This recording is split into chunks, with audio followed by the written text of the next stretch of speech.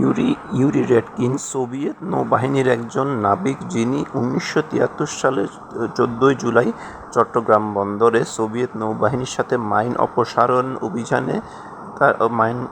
অভিযানে দুর্ঘটনায় নিহত হন।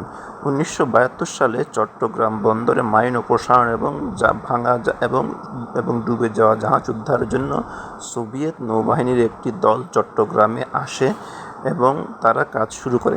এবং 1973 সালের 14 জুলাই এরকম একটি অভিযানকালে সোভিয়েত নৌবাহিনীর নাবিক ইউরি রেডকিন এই অভিযানে নিহত হন। পরবর্তীতে সোভিয়েত নৌবাহিনীর সম্মতিতে তাকে চট্টগ্রামে সমাহিত করা হয়।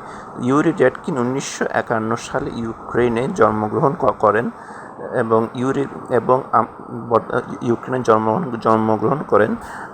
তার স্মরণে 2021 সালে চট্টগ্রামে লালদিঘির পার্কে একটি স্মৃতিস্তম্ভ নির্মাণ করা হয়, যাতে চট্টগ্রামের মেয়র এবং রাশিয়ান এম্বাসির সংশ্লিষ্ট কর্মকর্তারা উপস্থিত ছিলেন।